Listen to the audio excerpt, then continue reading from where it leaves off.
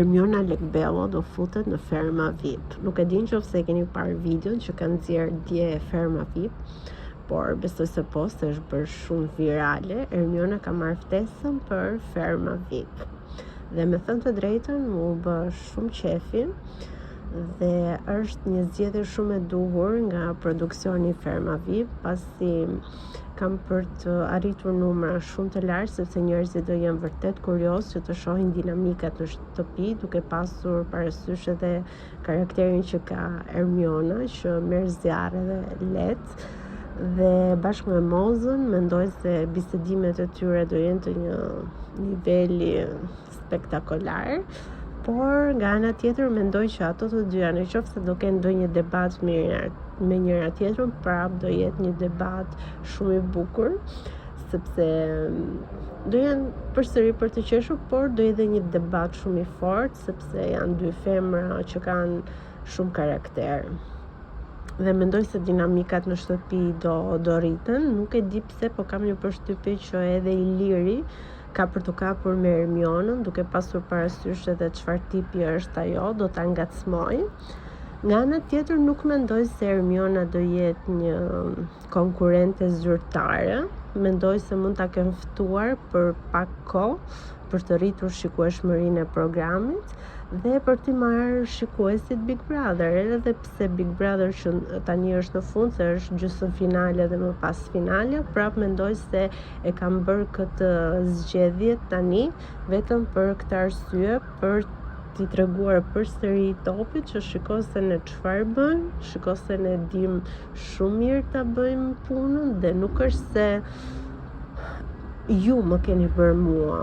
Këtë mendoj se do që të tregoj Arbana me Edin, që nuk është se na keni bërë ju, por ne jemi bërë vetë, kemi eksperiencën tonë dhe jemi të aftë që të bëjmë shumë herë më shumë. Pra, është edhe një konkurrencë shikueshmërie në këto momentet e fundit.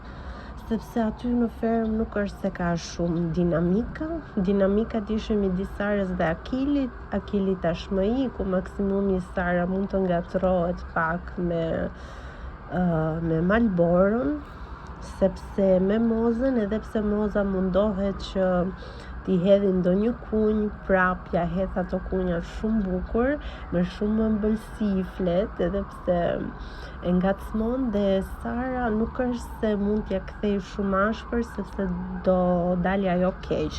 Dhe mendoj se ajo këtë gjë e di, sepse ata e kanë parasysh, e ndjejnë, besoj aty brenda që Moza tashmë është dikur shumë i dashur për publikun. Shumë kurioze jam, sepse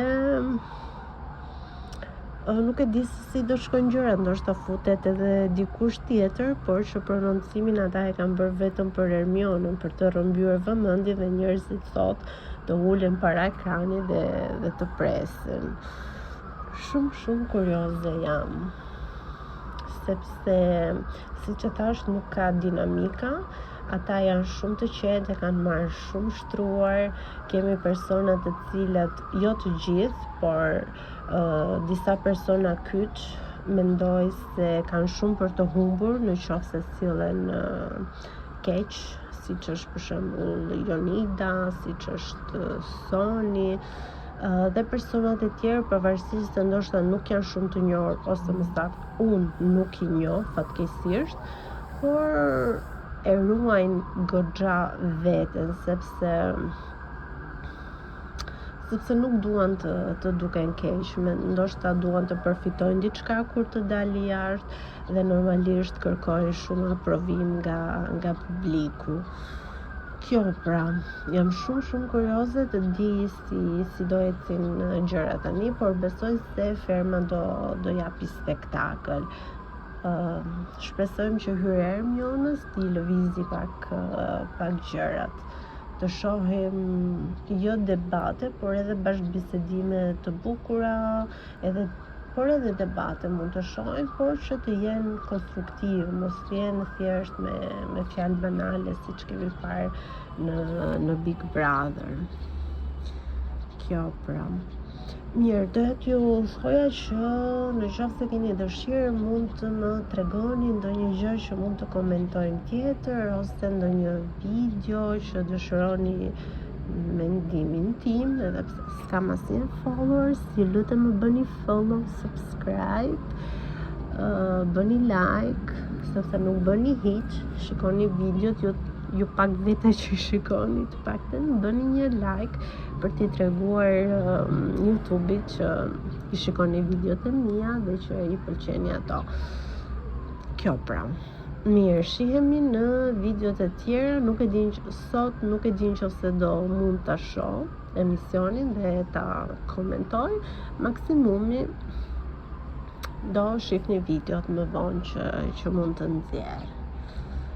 Dhe një gjë që më erdhi shumë gjëna ishte kur Moza dorëzoi macet si një njeri që i adhuron macet, që ka pasur një maçok, edhe pse shumë trazovaç, momenti kur macja nuk është më me ty në shtëpi, është ose i dërgon diku, nuk e di, mendoj se është një moment shumë i vështirë për ata që kanë kafsh, sepse sado gjëra të bukura mund të ketë dashuria e një maceve, edhe pse nuk është se të japin me shumicë, ose më saktë varet nga maca, por gjithsesi është një dashuri shumë e pastër, shumë e bukur, dhe thjesht prania e tyre ndoshta aty për Mozën ishte diçka shumë e bukur, dhe momenti kur i çoi, me thënë të drejtën, u preka shumë. Se e di që do më thënë, të kesh një macë në shtëpi, ose edhe të kesh kafsh përreth, të jesh e rrethuar me kafsh. Është një dashuri shumë e bukur, shumë e pastër, shumë unike. Mirë, kalofshi sa më bukur.